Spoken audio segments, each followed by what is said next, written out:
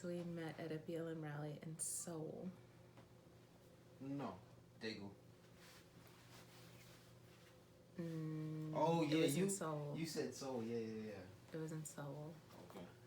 Okay, so remember how you said Google Photos tells me my life? Right.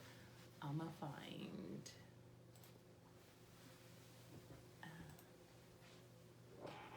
Let's see. When would that have been? When? 2014, or I don't know. Let's see. I have no idea. Oh.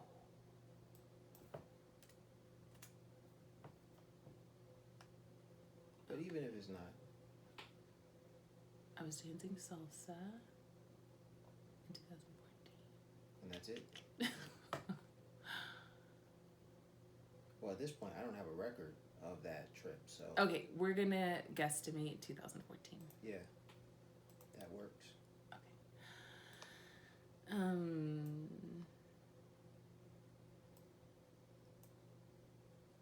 Okay, and so we met in 2014. We're guessing. I can tell you when it was. It's one of my profile pictures on my Facebook. Because we had like, oh no, that was Daegu. Shit. There was a Daegu thing and there was a Seoul thing. Were you at the Seoul thing? I believe so. That was maybe my first event, BSSK event that I attended. And I have a picture from the Daegu event. I have a picture from the Daegu event. So which was first? Well, it had no. It was the Seoul, gathering. I just don't recall. I think I said I was gonna go to that, and I don't recall being there. So maybe we did meet in Daegu. We have evidence of Daegu to corroborate our story, but I don't know about. So I don't remember. I definitely didn't do anything in Seoul to like promote. Did you do anything in Seoul? Like, was there a protest, a march, I deleted that damn picture. Never mind. We're not gonna find it. So. We don't remember when we met. It was in the 2000 teens. Yeah. No, we definitely have evidence of 2014. Yeah. Yes, it was. Yes. So. Okay, 2000 teens. Oh, there's a lot of lotion on your. Sorry. It's all good. Is this in the shot as well? It can be. Yes. Okay. Well, I don't think the table, surface of the table, this glass is not in the shot. Okay. So. Oh, is it? Let me put this down. That's not in the shot either. Okay, so originally from California.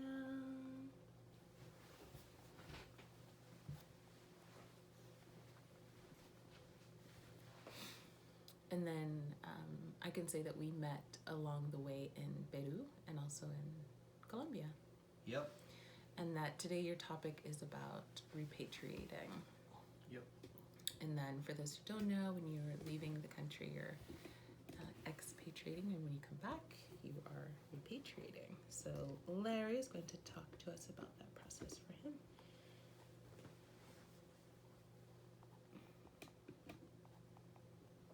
Okay. And then I'll just be like, hey Larry, what's up? How you doing? And then we'll get into it. So the other thing from the email is that you tell me your three to five big topics, the big ideas. And what I'll do is keep an eye on the time, because like I said, we're averaging 35, 45 minutes. Yeah. And as long as you're hitting your ideas, but it's also going to be an organic conversation, right? So maybe we get to 4 of the 5, because that's just like the flow of the convo. So tell me what your big ideas are. Okay, well... I want you to tell me. I don't want to read it. Well, the 3 ideas for repatriating, I have 3 tips for anyone who spent some time abroad and is repatriating. Okay, so you've got tips. Don't tell me what they are. Just let me know. So we've got the 3 tips. Right, I've got 3 tips. Next topic. After the 3 tips? What are the pros of traveling abroad? why, what are some of the advantages, the pros. I have three pros. I have 2 cons. Mm-hmm. Pros and cons of traveling abroad. Right. Okay. Yeah. And then personally, okay, so in reference to your topics, that's all I have. Okay. Thereafter, you can ask me, what have you got going on?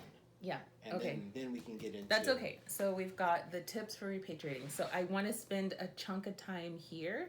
Okay. And I want you to tell us about your journey coming back to the States. Yeah. Okay, so like dig deep into what you felt, how that was, because it's not easy. Like it's not been easy for me. Okay. And I'll share some of my journey. Okay. So it's actually been quite dramatic. But anyway.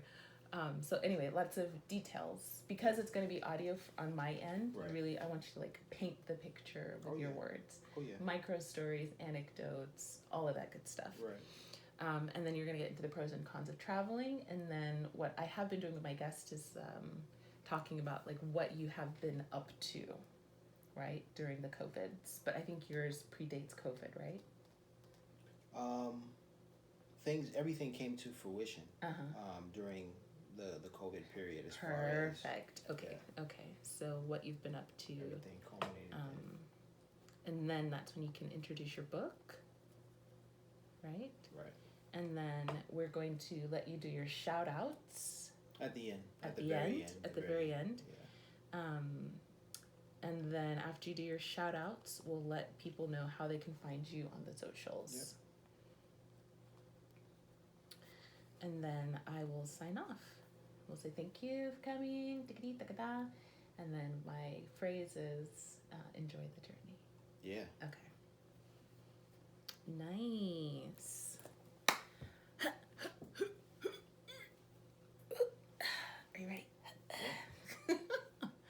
All right, let me just check. Because last time I thought I was on airplane mode and I was not. All right.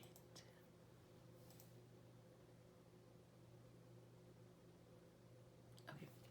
And then I take about a 5-minute pause, and that's just so I can cut and paste my intro and whatever. 5 minutes or 5 seconds? I'm sorry. Can you say something or just say something, and let me see if the mic's picking you up. This is Larry Wiggs II. Oh, but as you would be during the recording. I'm recording. This is Larry Wiggs II, coming from Texas, Corsicana, Texas, with Kimberly, recording a podcast for Kimberly Travels. KimmyTravels. Mm-hmm. Kimmy Travels. This is Larry Wiggs. Test 1, 2, 3. Okay, sounds good. All right. So pauses and then we'll start.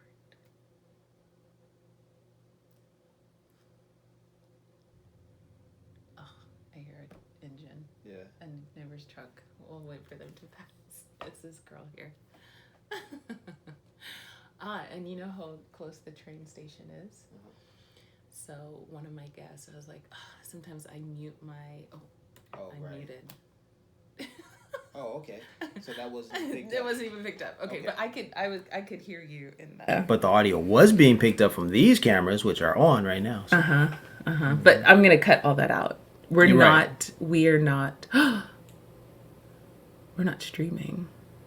No, we're not streaming, are we? Are we streaming? No. Okay, I didn't connect any stream. We're just recording. Okay. Right. What was I gonna say? Oh, about the train. So Yeah. sometimes I would mute myself when the train was coming and like give the guests a signal, like just keep talking. Oh, wow. Like, train's coming. Yeah. And she was like, you know what? You should just leave the train in. Yeah, and absolutely. then have the guests like spot the train. Like at what minute? Wow. Did you hear the train pass? And then like you're the train spotter winner. Yeah. Congratulations. Yeah. So like finding some way to incorporate Absolutely. that into the show. Yeah, and I was like, I'm that's an all- awesome I'm all for example. natural. Keeping it authentic. I live in the countryside and there's a freaking train track a Right. block away. Right. So, and my neighbor with the diesel truck. So, I mean, shoot, what can you do? But What can you do? it doesn't What pick can it you up so much that it do? sounds like it's like right in the room. No, but So- it picks it up enough where I have to edit it out, and Okay. I'm not that good yet with editing. I can like minimize it, but I've not figured out how to like completely take that out. Okay. All right. There's a learning curve. Oh, absolutely. There's a learning curve. So, I mean, I've watched lots of YouTube videos and trying to there's no learning curve. You know, you're supposed to know this. You didn't learn this in elementary school? I mean, man. Teacher, I'm going to have a podcast when I'm 40. Can you teach me how to edit out sounds in Audacity? What's Audacity? What's a podcast? I have a feeling that's what it would have been. Okay. Here we go. One more time. And this is why I don't go live. That's cool. I was like, y'all, I need to edit. I need to stop and start over. Oh my gosh. So let's keep an eye on the time. We should finish around 1. Anyway, let's go. Hey, everybody. Welcome back to the KimmyTravels Podcast. You will never guess where our guest flew in from today. That's right. We are in studio with our very first live guest recording the podcast. So I want to introduce you to Larry Wiggs II. He is originally from California and made a very special trip to Texas to be on the podcast today. We actually met in South Korea. We were talking just before the show because we couldn't remember exactly the year or the event. So there were 2 separate events for Black Lives Matter in Korea, and there's one in Seoul and one in Daegu. So we're like trying to figure out, when was it? Was it 2014? He's like, no, it was 2012. I was like, well, I wasn't in Korea in 2012, so it definitely wasn't then. So anyway, we have a history of living abroad and actually meeting abroad by coincidence in 2017, the summer of 2017. We both happened to be in Peru at the same time. And then I believe in 2018, he made his way to Colombia, which is where I was at the time. And now we're in Texas. Like we've got like an international friendship. So everybody, please welcome Larry Wiggs. Larry, how are you today? I'm well. Thank you. Hello to all the listeners and to Kimberly. Thank you for having me. And yeah. Okay. So I invited him here specifically to talk about repatriation. It's something that I did not on purpose, but something that he did do on purpose. So when you leave your country, you're expatriating. And how long were you abroad? Well, in total, about 13 years. And I spent about nearly 10 years, nearly a decade in Korea. 2 years in Saudi Arabia, and about 7 months in the Sultanate of Oman. Okay. But combined, that's roughly 13 years. Exactly. So he's been outside of the United States for, over a decade. So when you come back to your home country, this is repatriation, which is what he's going to talk to us about, like that process and kind of how that went for him. So what have you got for us today?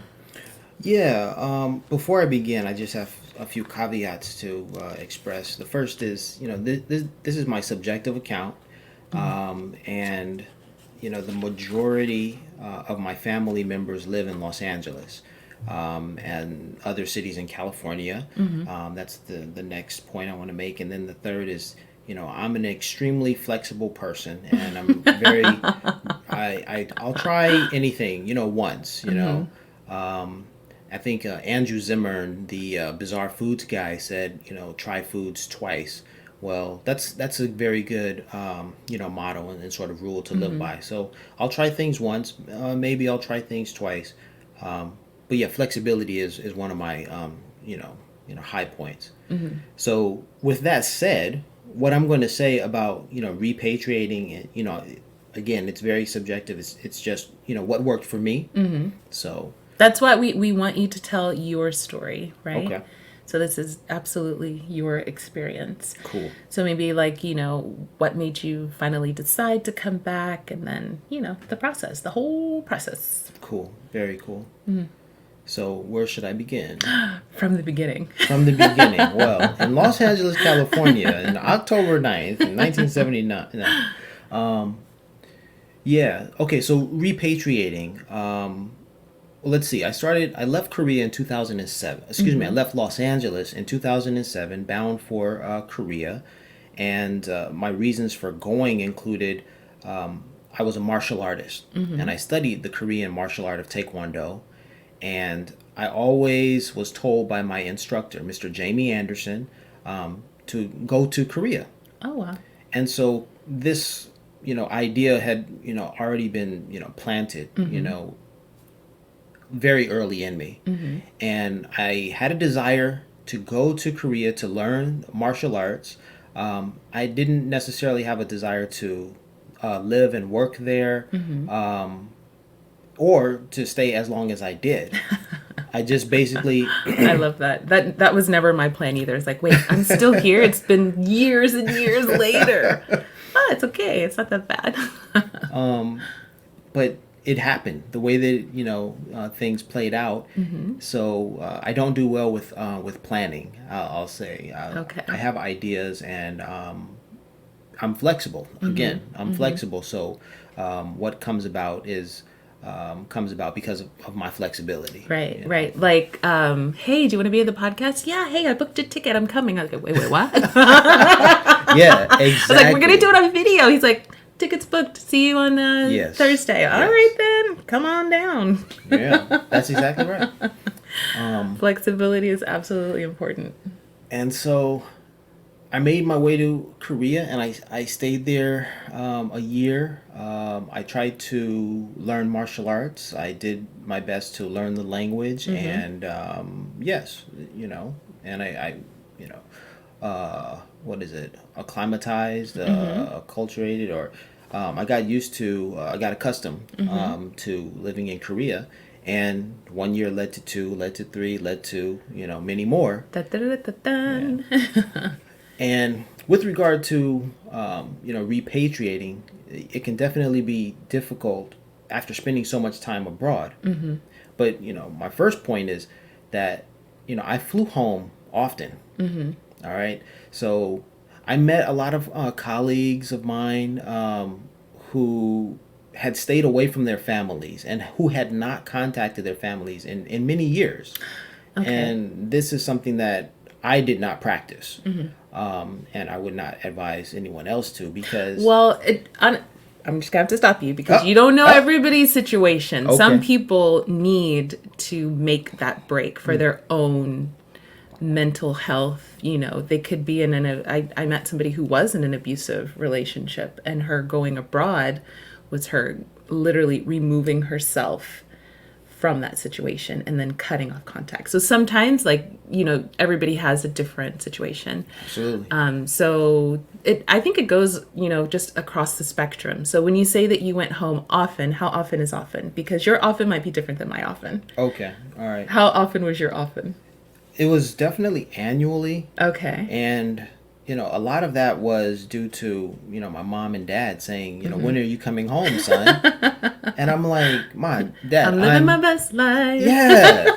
Let me do this, all right? Come on.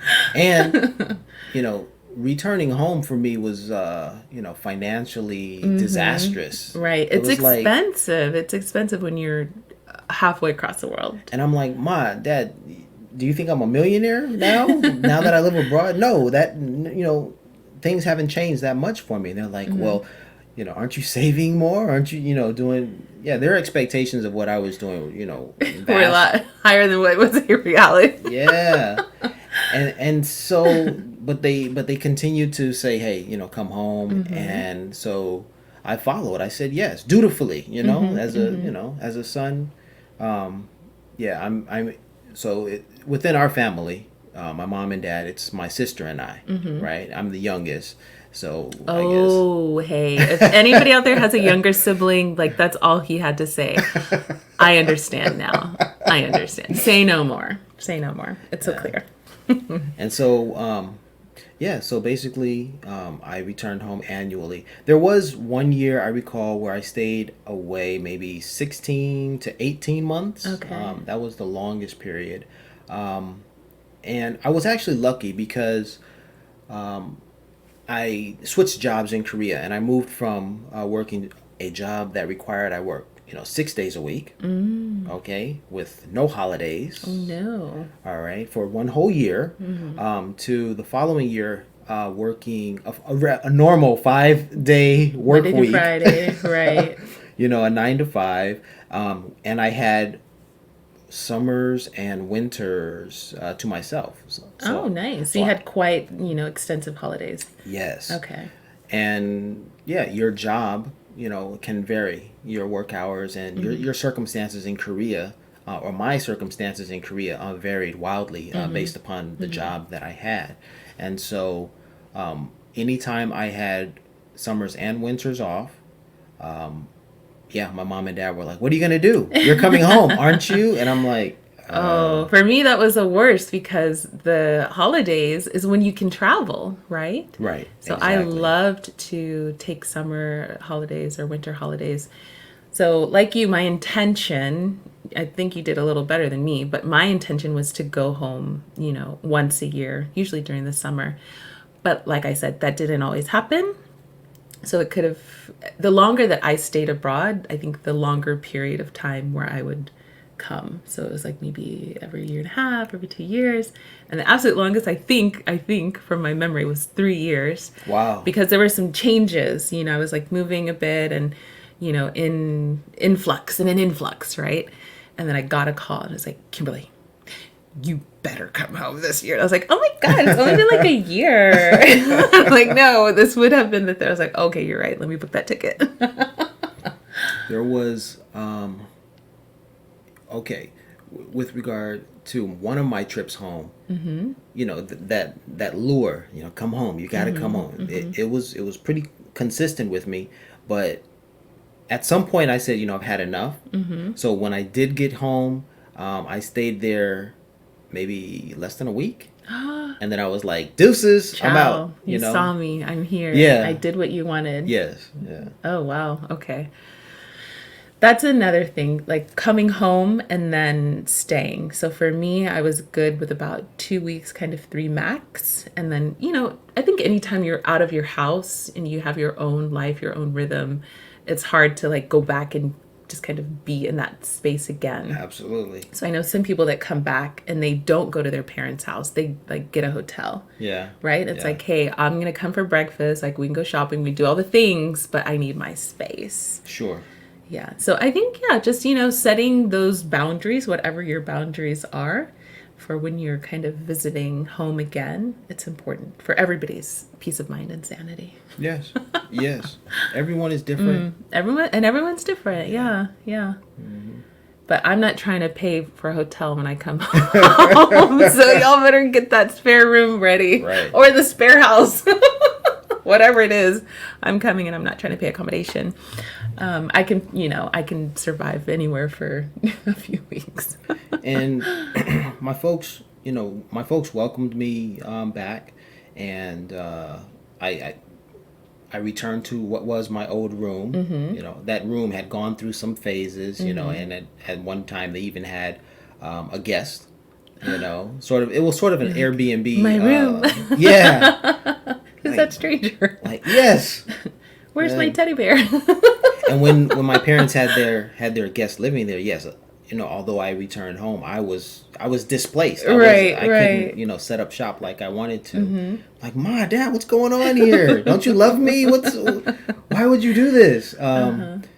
But the other tip that I would have is, maintain contact throughout your journey abroad, and doing that was beneficial. Mom and Dad knew, how I was doing. They could check up on me, give me a call. We initially used Skype. Yes, Skype was it back in the day. It was. Well, it was kind of the only option. Right. For video calls, free video calls. It took them a while to get set up with the camera, and learn that there was a learning curve for them. But once once we got it up and running, yeah, I literally didn't hear from Mom and Dad for a very long time, and I thought, what was the purpose of all of that? We have the way now. Where are you guys? Yes. Where's my do incoming call? So, yeah, it was like that fell apart. It was there, but we didn't take as great advantage of it as we should have. Right. But it was there. I did have an opportunity to talk to my grandfather, who was using Skype as well. Oh, wow. Which was, excellent. Cut to today, Zoom is... technology has, goodness. You said, when did you say you went abroad? 2007? Yes. Yeah, okay. So obviously technology nowadays is really advanced. You can just do FaceTime on your phone, right? Yes. You don't have to go to, I don't know, the electronics store and buy the external camera and, what's a USB? It's so easy nowadays. So I like that. So for the moment, your tips are like, go home, often, occasionally, sometimes, never, whatever, is up to you. And in lieu of that, if you can't do that, then maintain contact. Maintain some contact. What do you think about maintaining contact with friends? Is that different than maintaining contact with family? Is it different? Maintaining those relationships when you're abroad. Because, friendships are about, spending time and, knowing the day-to-day, the ins and outs, of people's lives. Well, with regard to, my wife and I and our relationship, it sort of, our foundation was sort of fortified through our communications. We'll get to this later, but, I have a fascination with the numbers 10 and 9, right? Well, for about 10 years, I have a record of the communications between my then friend, former classmate, right, and she would check up on me periodically and say, "Hey, you're in that country, North Korea? No, South Korea. Nobody goes to North Korea to live." But or they shouldn't. I heard some things about North Korea. Is that affecting you? No, everything's fine here. Okay, well, just checking on you. Hey, do you want to play a game of Words with Friends? Yeah, sure. And so, I think that had I not traveled abroad, our relationship may not have developed the way that it did. Because my wife, my then former classmate, was just checking up on me, and asking about my well-being. And just showing interest in my travels. A lot of my friends did say, "Hey, that's interesting. That you're over there. What led you there? Blah blah blah blah blah." But as far as the friendships, Facebook was really that thing. Okay. That kept me connected with everyone, from my past, and it's been good. Now I'm not a true social butterfly. Okay. And even before, my life in Los Angeles was very low key. I'm an Angelino who I like to chill. And so I would spend my Saturday nights watching Saturday Night Live, which I love, right? Rather than hitting a club, going dancing or what have you.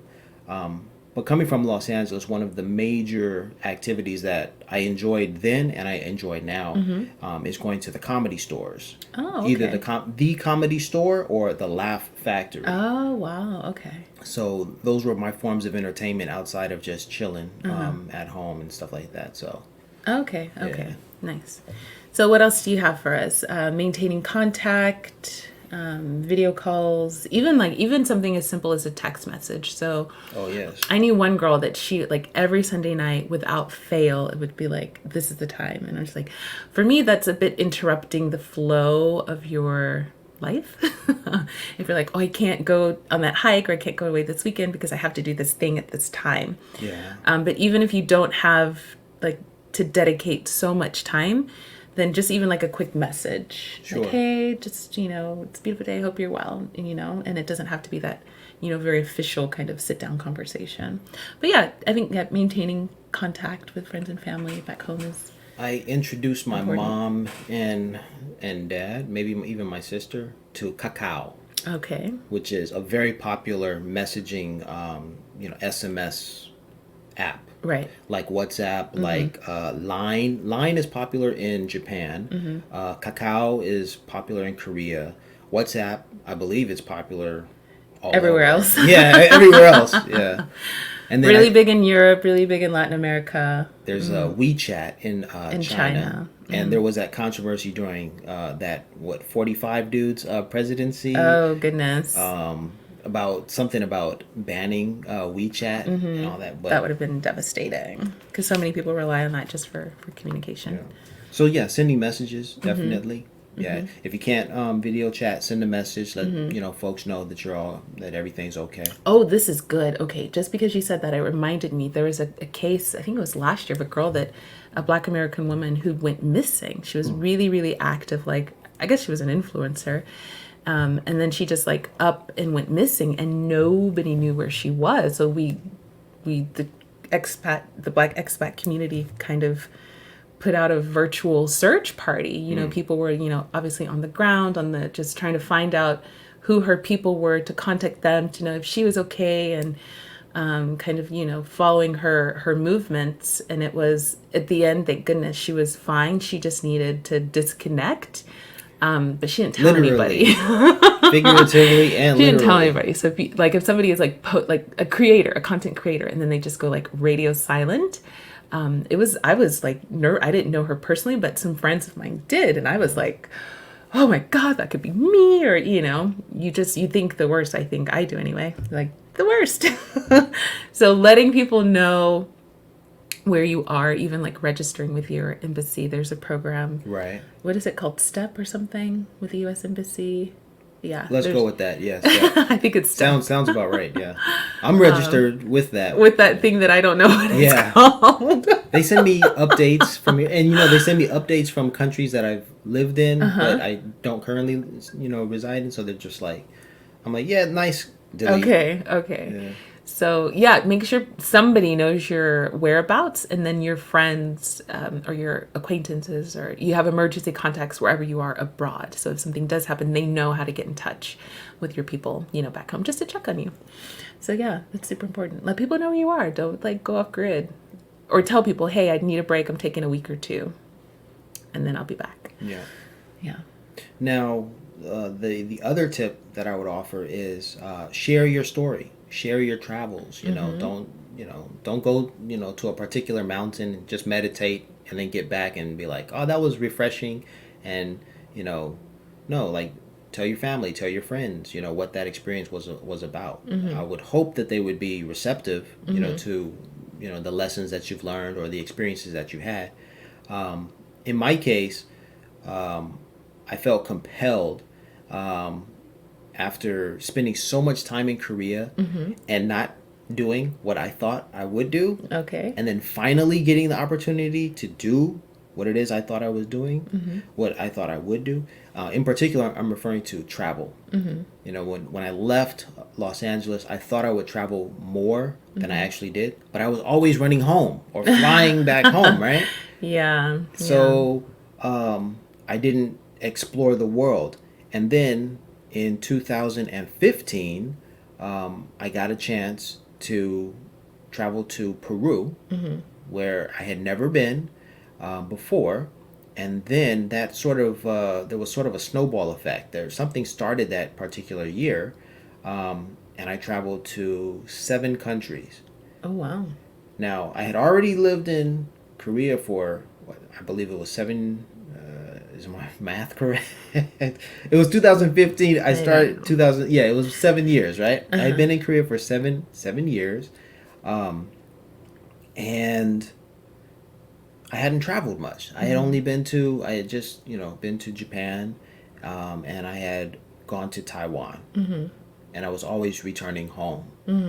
Now in 2015, I went to. Where did we go? I went to Japan. I went to China, the Philippines. I had a layover in Canada, a layover in Panama, and Peru.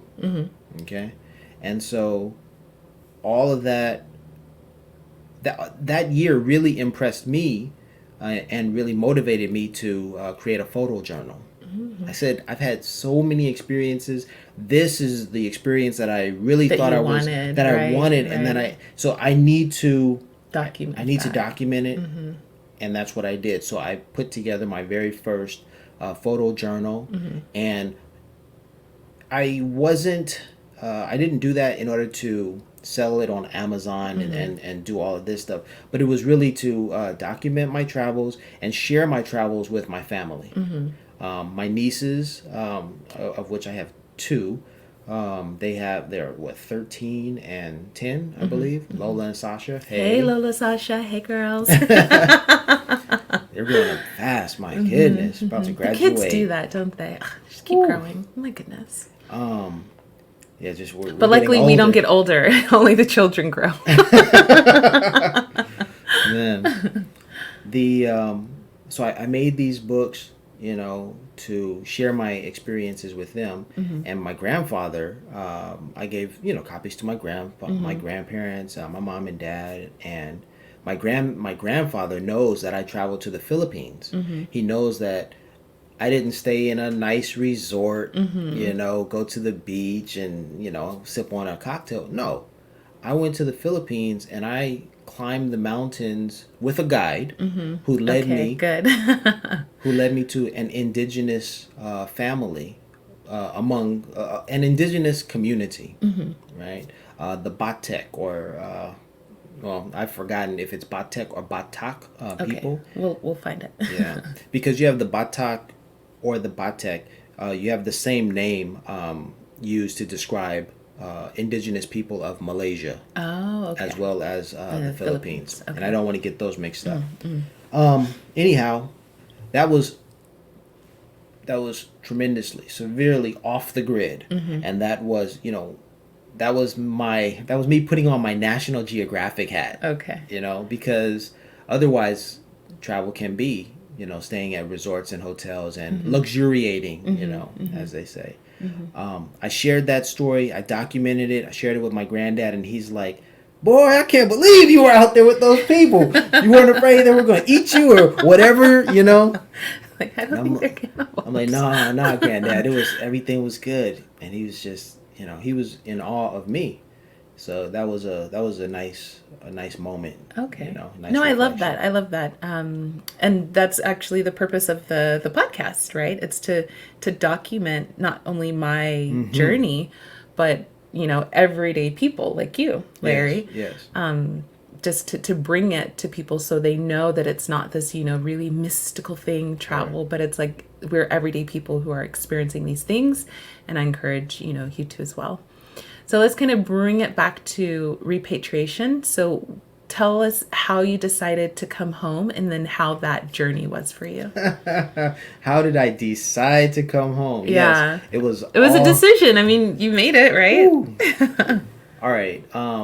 Let's talk about that. In 2014, I had a nice cushy job in South Korea, and I repatriated for the first time. Things did not go well because that was completely unplanned, and I ran out of money faster than I wanted to, faster than I planned. So you mean once you came back to the States, you ran out of the savings that you'd had in Korea? Yes. Okay. So, yeah, and that really was unfortunate, and I had to look for another job immediately. And working in Korea was easy. I could search for a job, apply, get an interview, and I would know. I would know if I was hired or if they went with someone else. But it was relatively easy, like straightforward. And I knew that if I got that job, I would have a home. They would provide housing. Yeah, that's important. Part of your contract in Korea is that they provide housing. So you don't have to look for an apartment. If you don't, I think it's very rare where you don't like the housing that the school has. So they give you a stipend and then you can find your own house. Yeah. But hey, you might need some Korean for that. Right, that's true. And so that's what so in 2014 I got home, and then I after 3 months I realized this isn't working for me. This ain't it. Right. Yeah. Right. And so I found another job, fairly easily, and then I got back to Korea. Now, here's a little tidbit about that experience. In Los Angeles, I went to the city of Culver City. Mm-hmm. All right, a little maybe an incorporated city in Los Angeles. It's a famous Hollywood city. Okay, all right? Culver City. It sounds familiar, but I don't know why. They filmed I Love Lucy there. Okay, sure. Culver City, of course. Everybody knows Culver City. Orson Welles had his studio there. King Kong was filmed at the Culver Studio at the studios. Louis Armstrong played at the Cotton Club in Culver City, and he was arrested. This is a story that Fab Five Freddy, spoke about. Was this Fred? I forgot Fred, Fab Five Freddy's name. I can't help you. All right. I don't know. He has a documentary, I believe, on Netflix about, I hope we can talk about cannabis. Yes? Sure. Yeah. Okay. Yeah, so Fab Five Freddy has I learned that story about Louis Armstrong in Culver City while watching that documentary about cannabis. Great documentary, by the way. But back to Culver City. So I went to Culver City, and there's the Starbucks. It's actually the Google Starbucks in Culver City. And I went there to interview for my next job in Korea. I interviewed.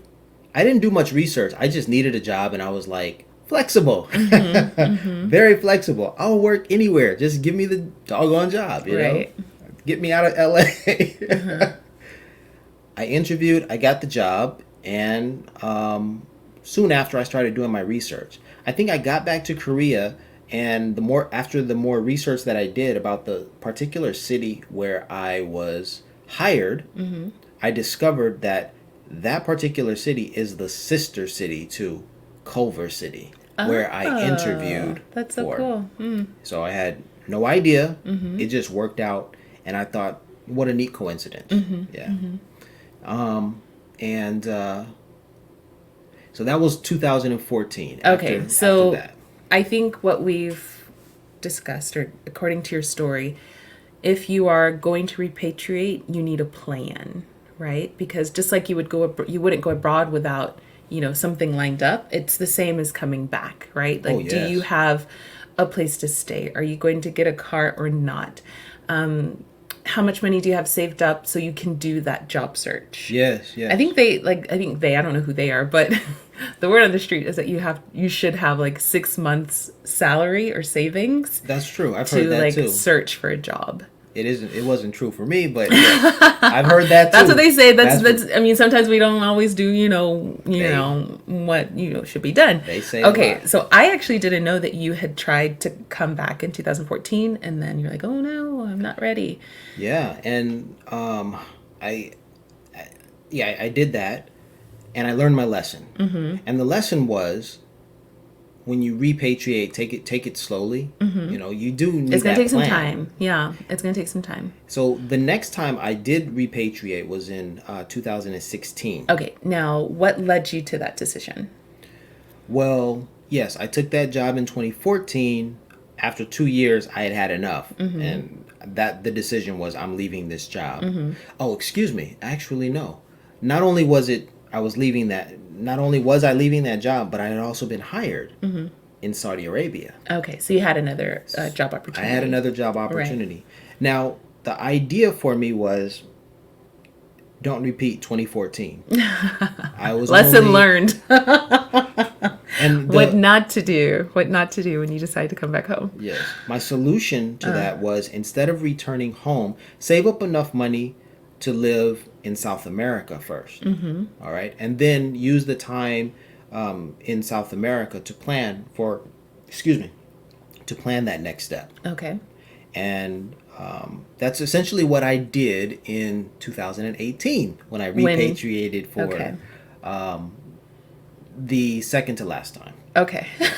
I know it's a lot. Okay. Wait, what? Just focus on the tips, right? Okay. So let's see. In 2016, I was hired. I left Korea for the last time, and I was hired in Saudi Arabia. And in Saudi Arabia, my circumstances changed dramatically. Income was hugely. It was 3 or 4 times more than what you had made in Korea. Yes. And I could actually relax, breathe. I could travel. And I did. That was a wonderful time. But all good things come to an end. They do, don't they? They seem to do that, don't they? 2 years later, I was leaving Saudi Arabia.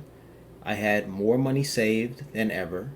I had the experience of, failing to repatriate in 2014. And when I left Saudi Arabia in 2018, I decided I'm not going to repeat that mistake, and I'm going to travel down south to South America. So in 2018, I returned, repatriated to America. I visited family in Washington, D.C. And then, of course, I returned to Los Angeles, flew to D.C., visited family in North Carolina as well, flew back to L.A., where that's my foundation, my home base with mom and dad. And I said, okay, mom, dad, I've seen you, you've seen me, things are good. Now I'm headed to Costa Rica. Yes. Where the plan was for me to live in a tent on an organic farm, indefinitely. At least a month. I wanted to do it for at least a month. I made it 3 weeks in that. I was gonna say, because jungle. That trip was before you came to Colombia, so I remember. Yes. Like his posts were like, "Oh my God, look at this giant insect." Yes, and you told me to put something next to the insect for size. Yeah, because those cockroaches, those spiders, you name it, they are. I know Costa Rica is like known for its biodiversity, flora and fauna. Yes. Oh yes. So I did it. Doggone it. After leaving Saudi Arabia, I said I have money and I need to preserve it. I need to make some better decisions. So for 3. It's a spider. Oh wow. Okay. So Speaking of spiders, he had a spider on his shoulder. I'm like, it was not the size of anything. It was the size of, I don't know, my fingernail, but still. Cool. Anyway, continue. In 2018, I went to Costa Rica, where my only expense was, flying there. But thereafter, for the next 3 weeks, it was only food. I lived in the jungle. It was a work live what's it called? Scenario. Right. You just I'll work for you if you provide room and board. Is it a co-op? It's like I know there's something called like a work away. Yeah. Anyway, for your labor they provide you room and board. And so for 3 weeks, I had a tent. Everything was a wonderful experience, welcomed experience. It was difficult, but it was very welcomed, and I accomplished the goal of, living somewhere and minimizing my expenses. Okay. So thereafter, I went to Panama by bus, and then I made my way to Colombia, where again I stayed in contact with friends through Facebook. And that's how we connected in Colombia. And by that time, I believe I had spent 2 months abroad or in South America, Central and South America, 2 months. And that I thought I was doing very well. And I did very well. I still had a considerable amount of my savings. Your nest egg. And I hadn't run through it because in 2014 I pretty much went through all of my savings in 3 months. Wow. And it was like, oh no, it was a very precarious situation. After 2 months I was like, I'm fine. What's the next adventure? I didn't want my savings to go down that drastically, so I felt like, well, I'll just get another job. So I did. I was lucky enough to get hired in the Sultanate of Oman, where I went. I interviewed. let's see. I returned from Colombia to Los Angeles. I interviewed there, and within 2 days, I had an answer. And that was the beginning of my final tour of duty. Your final kind so to of speak. Yeah, I like that. Your final tour of duty. So you did that year. Yeah. And then I remember like we were in contact then. This is anyway. I was like, something that happens is like when you meet and you're like, yes, okay, what are you doing? What are you doing now? Tell me all about it. So when he had gone back and, decided, okay, this is it. And he said like, I want to go back home. And I was like, oh, what? Like for real? Yeah.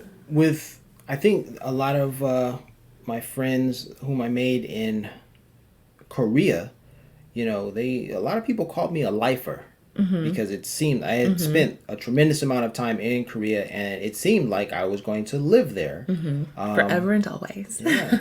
And then things completely changed. Going to Saudi Arabia.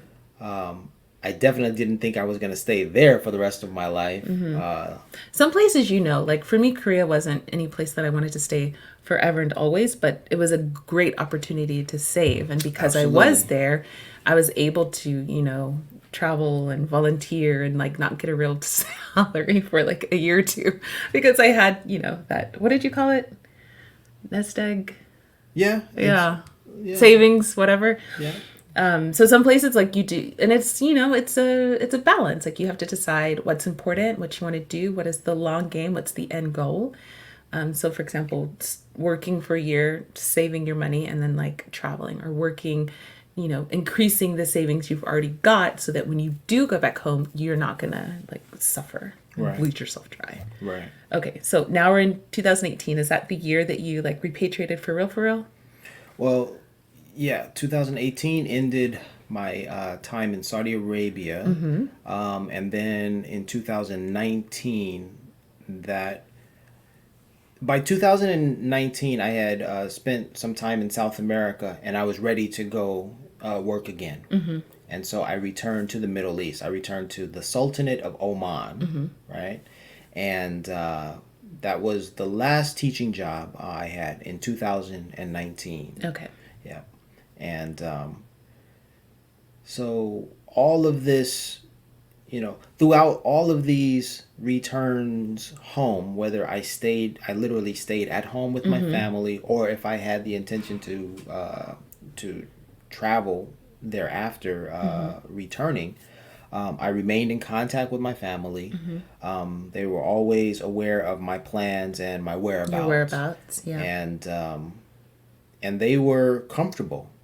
Yeah, over the years, they became very comfortable with me, picking up and leaving. Like just yesterday, when I left Los Angeles, my folks were like, "Oh, hey, son, what's your plan today?" I'm like, "Dad, I'm going to Dallas." He's like, "Oh, that's right."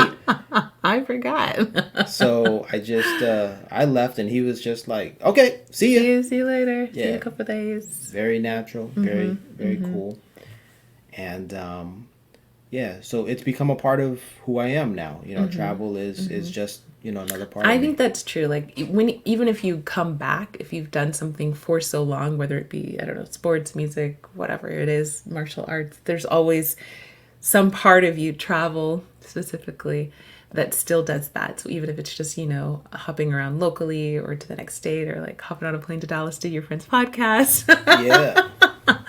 Like it's still kind of within you. So now that you have, sufficient savings, what is your final kind of story like coming back to the States? All right. That leads us into the discussion of the pros of traveling abroad. I wrote some notes down. And you see, with traveling, I've expanded my horizons. So what is in store for Larry in the future? Well, for starters, I am Larry Legend. Oh my goodness. My travels have made me this legendary dude. Now, I don't say that, with hubris. Out loud? Wait.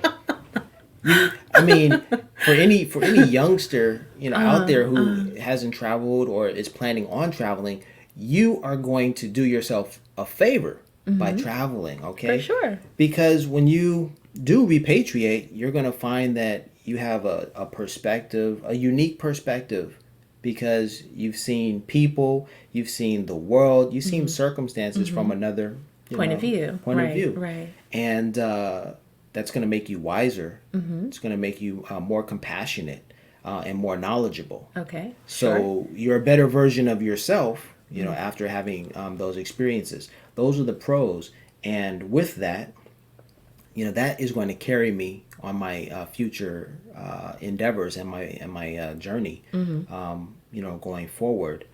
And I have some things cooking in the oven. Yes. Okay, so the COVIDs, you guys, even just with my previous guests, a lot of people have just made a bit of a pivot, right? Because it was obviously unexpected. So we've had lots of really great things, silver linings, if you will, come out of this kind of tumultuous period in the world. So Larry, what was your kind of COVID pivot? What have you been working on lately? Let us know. I'm gaining inspiration from my friends and other successful people, definitely. The gangsta gardener, Ron Finley, who I learned about on YouTube because, during COVID, I think we all spent We had a whole lot of time. Boy, oh boy. I think I watched all of the Netflix. Right. Oh my gosh. My goodness. In the beginning, you guys, do you remember in the beginning when we didn't know what to do with ourselves? Oh my gosh, Netflix. Yeah, done with that. Let's go.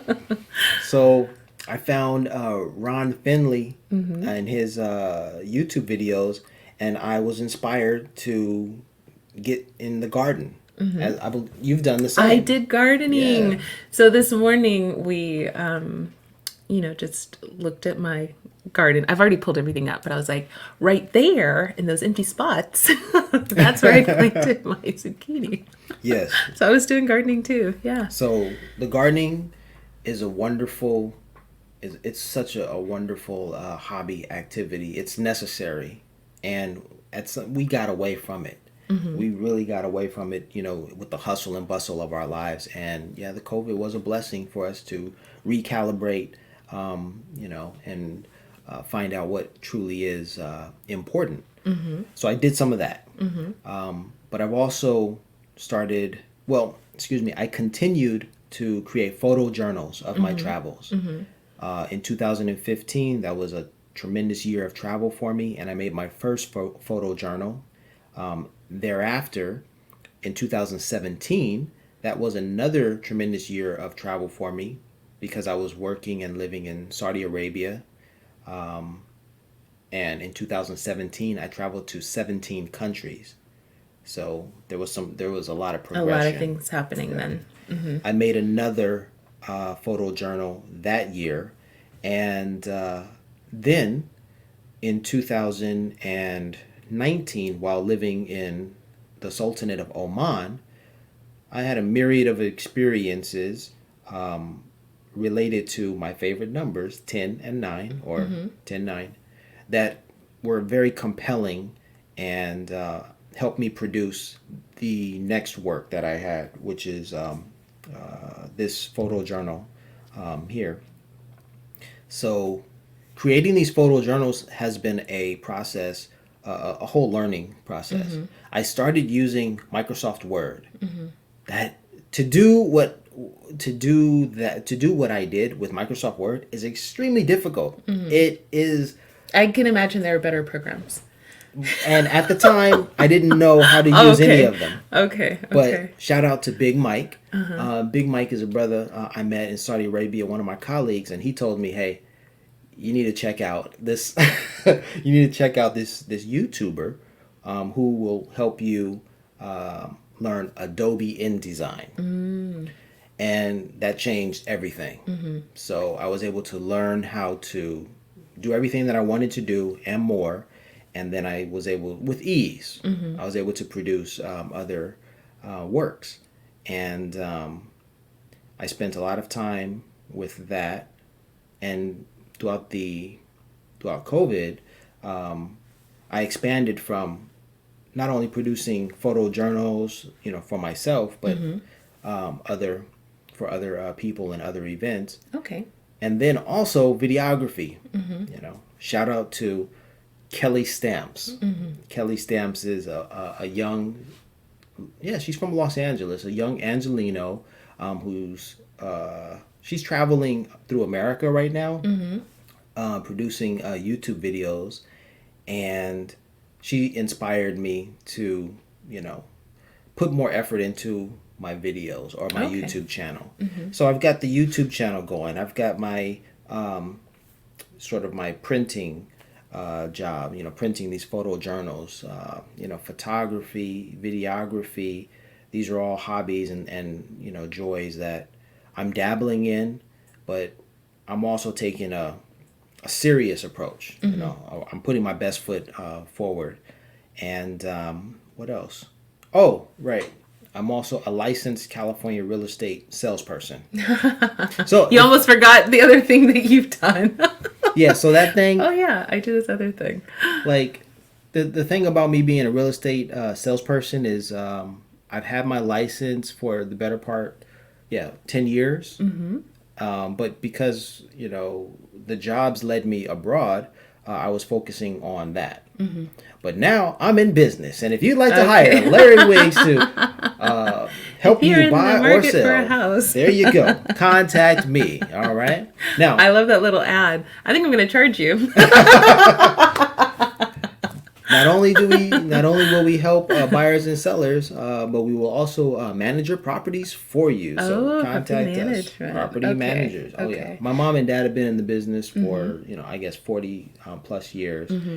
So we are experienced, and we're excellent business. Well, it sounds like this time around, like compared to 2014, like when you came back, you're like, oh my God, 3 months, what's happened?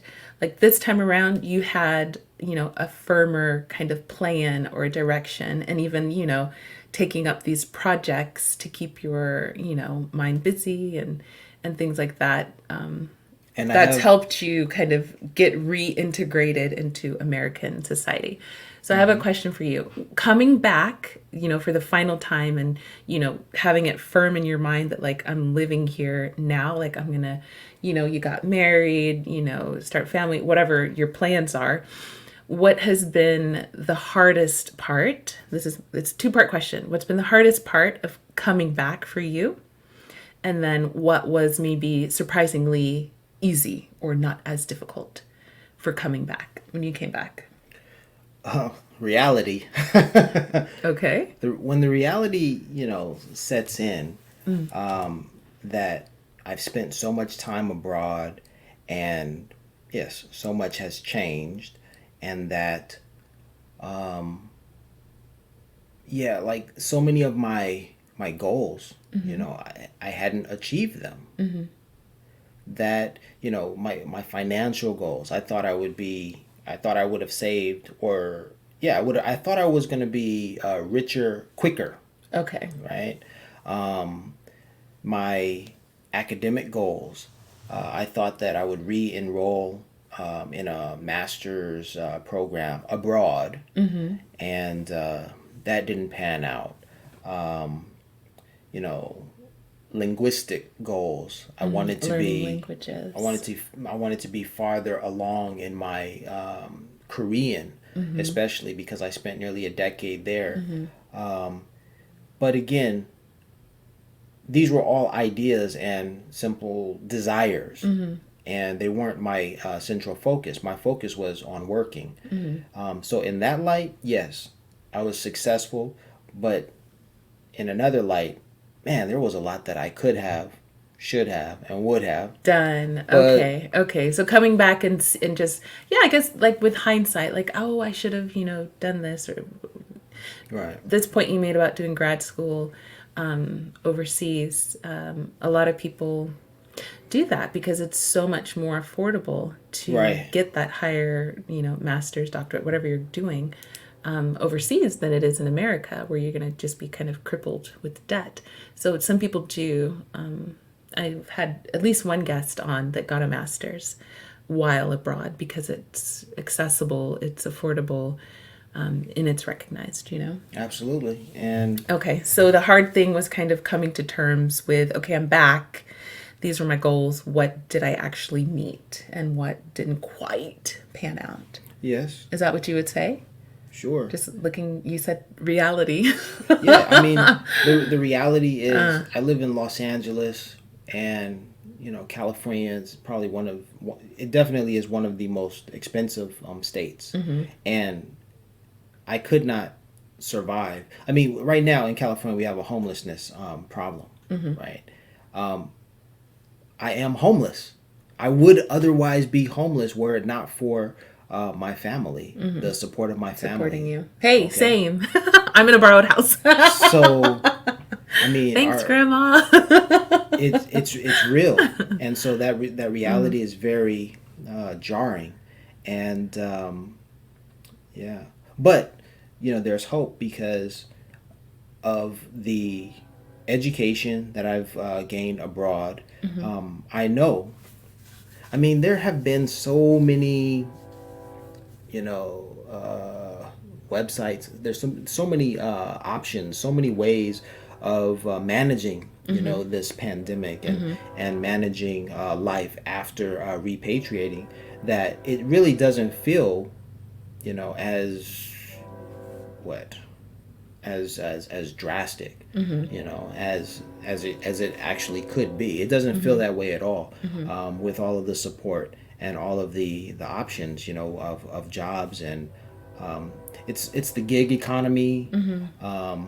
I've been working as a delivery driver for a Black-owned company, Wave M. Yep, I have to shout them out. Wave M. They're based in North Carolina, and I'm working in Los Angeles. And then, I've got my other things going on as well. They keep me busy. I started my own business. The pandemic led me. Right, another pandemic pivot. Yeah. COVID pivot. All of the things I mentioned before, plus creating my own business, that's helped sustain me. And there's only more to come because, with my real estate sales license, I'm only now breaching that career path. Because again, when I was abroad, I mean, it's a California license, so you literally have to be in California to use it. I couldn't use it then, so I'm on the precipice of that that journey. So everything is looking up. Yeah, I'm just gonna kind of extend on that idea is that it's gonna take time when you come back. I did a live. If you saw the live event, my guest Marisol Tena, she's also in California. And we were just, chatting before the show, and she was just like, oh, I'm in my mom's house. Hey, Marisol's mom. This isn't against you, but it's just like once you've been out for so long, it's hard going back. But it's a place you can go and get your feet firmly on the ground before you do take that next step. So, I mean, and of course, everybody's situation is different. But for me, for her, for you, Larry, it's just like you're leaning on your family for that support until you can, find your way. So if you think I'm going to come back and then just boom, I'm going to get my old life back. It's not going to be like that because so many things are going to be different. Like your friends might have changed, your family might have moved, or people could have, passed away. There's so many variables of what could be different. You just have to, I think, come prepared to ride that wave. Yeah, and it's just as you said, your old life. When I was living abroad, I always thought that I would get back to my old life. Just pick up where you left off. It's not in 13 years difference, a lot has changed. The reality starts to set in. It's nope, it's changed. You have to recalibrate. You have to find something different. Yeah.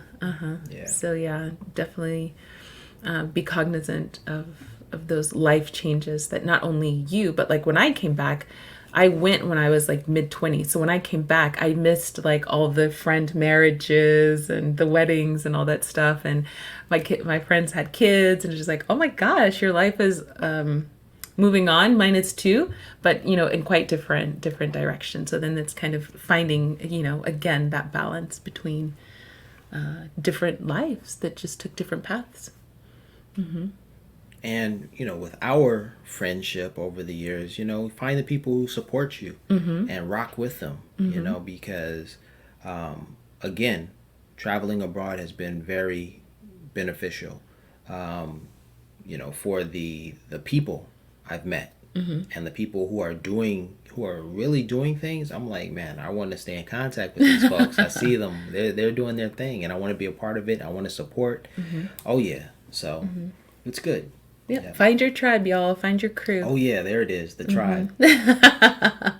Yeah, you do have that shared experience. So just because you've come back, you don't, forget, all the people that you've met along the way. And yeah, like we kept in contact, and look at us now. Like here we are in Texas. I never would have thought we would be meeting in Texas, but you never really know what's gonna happen in the future. So we talked about like some things that were a bit shocking or difficult for when you came back, reality. What was something that was kind of like, oh, like that wasn't so bad? Wow. I would. You're like, nothing. Yeah, I got nothing. Yeah, just finding a groove, getting back with the family. Uh-huh. That's well, nice. Yeah. I guess to tie it all together, because my family had a record. They knew what I was up to, Mm-hmm. all of these years. Then finally, when I got back, it was just like, hey, welcome home. Mm-hmm. And my mom and dad are tapping me as a resource now. Can you help us with this? Can you help Mm-hmm. us with that? In particular with the computer. Oh, okay. So I'm really instrumental in helping our family business today, Mm-hmm. and that's wholly because I'm there. I'm Right. present. Right. So yeah, something just as small as like being there to like help somebody connect or build a website or whatever you're doing for them. Yeah, I like that physical presence. For me personally, I left just 2 years after graduation. And so I'm now in the middle of this, which is why it's kind of at the forefront of my mind, which is navigating the incredibly difficult and complicated American healthcare system. It's something I've not had to do in the US because I was always like dependent on my parents, whatever. So it's just like, this is your doctor, this is your dentist, go. And then abroad, there's universal healthcare, and it's quite simple. So even me figuring it out in another language is easier than what I have been through in the year and a half that I've been back. Right. So I came back in the COVIDs, and there was no open enrollment because somebody, no names will be mentioned. I was like, wait till November. It's like, there's a pandemic, people are dying. That was another reason, like, my quarantine was so restrictive. It was like, I can't afford to catch the COVIDs. I ain't got no insurance. Yeah. So now that I do, it's not easy, you guys. Like, it's not easy. And I'm in a small town, so, like, my options are super duper limited. And it's like... I think we should have told the people, yes, although we are here in present in the same room doing this podcast, recording this, we have followed the measures to protect ourselves. So they include... Kimberly has requirements. Yes, absolutely. I am vaccinated. My wife and I were vaccinated months ago. But prior to arriving here in Texas, I had a rapid PCR. Rapid antigen test. And I did the PCR. Okay. Right. So these are, precautions in this new environment. Yes. That we're in. Yes. It was so funny. I was like, yes, of course you can come here. You can stay with me. Yeah, I'll set up the guest room. And I was like, wait a minute, are you vaccinated? Right. Have you had a negative test? And so it's just like, I want to, extend that offer and be hospitable. But I was like, wait, we're living in the times of COVID. Let's take the COVID precautions. So anyway, I feel just a lot better, peace of mind. knowing that's so do I taken care of. Yeah, I appreciate that, and I'm glad that was put out there. I certainly was I was going to just go ahead and come here on the strength of the vaccination, but people are getting sick even with the vaccine. So yeah, it's nothing to play with. Yeah, you don't want to take a chance. Yeah. You don't want to take a chance. So for me, it is. I can't even say was, because I'm in the middle of trying to find like a PCP and the lady doctor and this, that, and the other. And then it's like, why is everything separate? Like, why do I have to have a different dental plan to the vision plan to the body plan? It's like, it's all me. I'm the one person. But anyway, these are kind of unexpected things for me that I didn't think would be so complicated, but it is, because I don't want to get started on the American healthcare system, but it's my least favorite in all the countries I've lived in. Yeah, I'll just leave it at that. Right. So, and the cost of living in the U.S., like you said, you went to South America to kind of like lay low and like stretch those funds. And I came to the U.S. from South America. So my repatriation was not on purpose. It was, COVID's fault. So yeah, just like even financing. I remember like the first week I bought groceries and I was like, oh, this is what I would spend in a month of groceries, and I've spent this, just for this week's rations. So yeah, there's a lot of things to kind of come to terms with about coming back home. So being prepared is key. In my case, there was no preparation because I didn't know what was going to happen. So being flexible and kind of adaptable and just, I think, going with it, rolling with the punches. Yes. Yeah. Boom, boom, pow, pow, pow. All right, Larry, awesome. So did you want to talk about a little bit more about your book? Sure. Okay. Here it is. All right. Larry Wiggs is fixated. Okay. I'll say that. I'm fixated with these numbers. All right. This is the number 109 or 109, but I break them up and I group them. So that's 10 and that's 9. And we're doing this podcast today on October 8th, and 10-9 is an allusion, or it alludes to my birthday, which is on October 9th, which will be tomorrow. Yes. Okay, for those of you listening, it's going to be a while, but there's going to be some time between today and when the podcast actually goes live. Oh, okay. So now I just feel like you put all my business out there. I'm backlogged with the pods, so this will be out eventually. All right.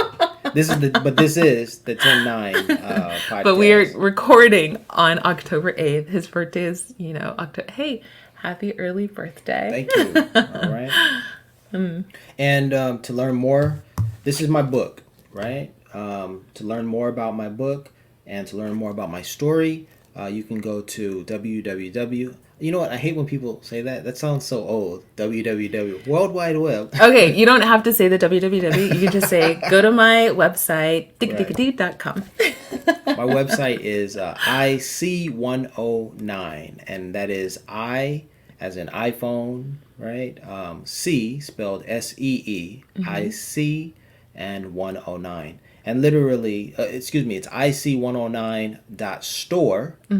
And also IC109.com. Okay. I have two websites.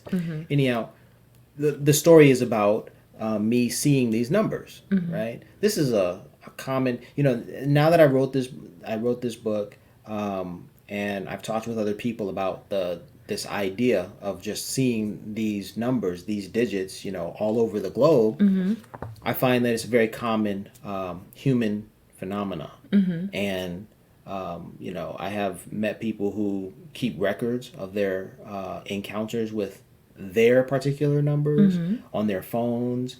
And I guess it's a process of learning. It's another learning curve because,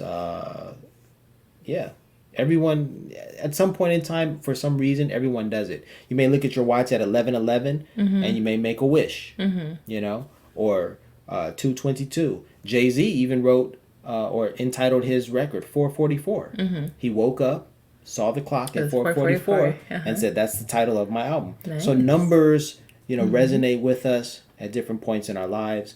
This is a record of these numbers resonating with me throughout my travels. So please check it out. Yeah, it's awesome. It's really great photos of his travels, and obviously the repetition of finding that number 109 along the way.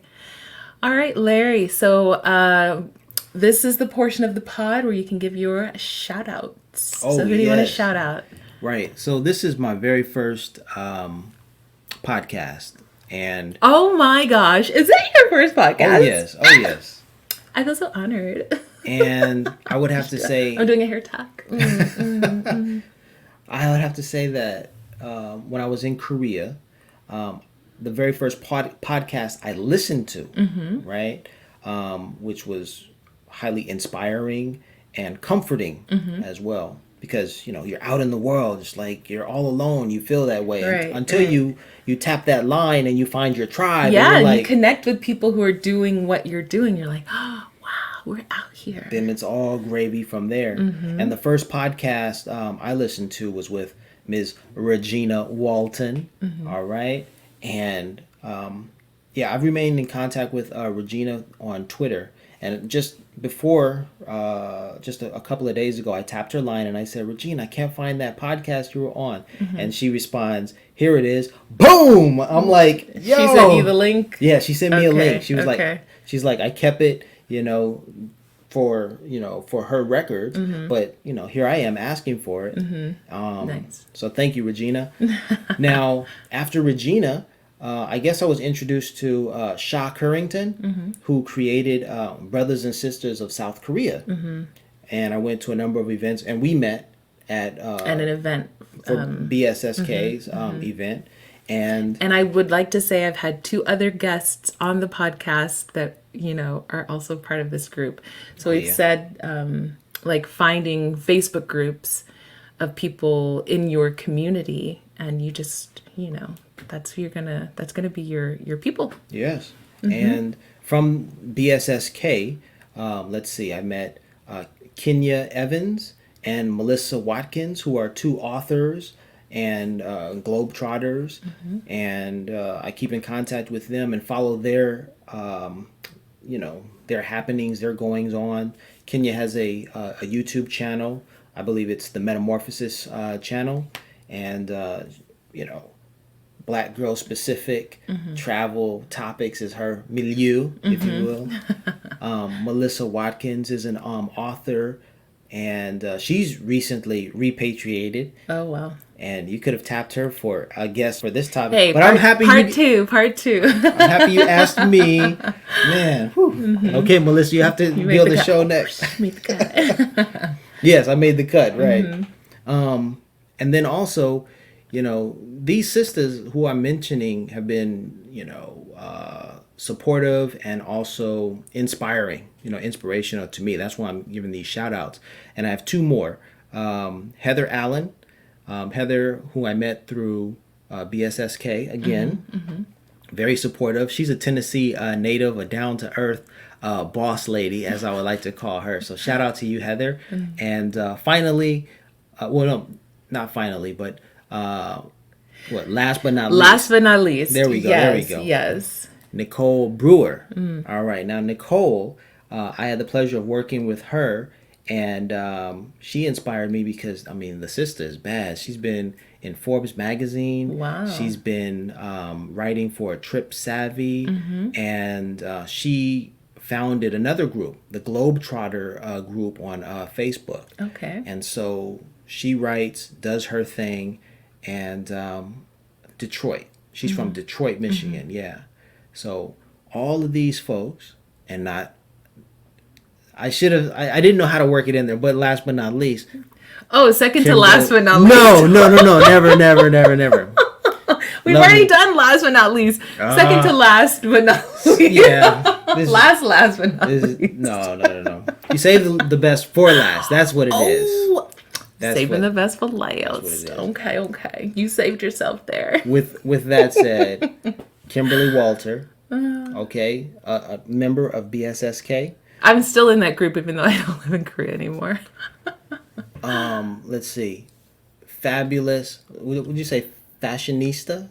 Oh, okay. Okay. Sure. Absolutely. I will take that title. I am superbly inspired by your example because of your bilingual and possibly multilingual talent. Oh, let's keep it bilingual. I'm almost trilingual with my struggle Korean, but But your Spanish is superb. I tried. Bueno, muchas gracias. I tried to keep up with you, and you passed me like my aunt FloJo.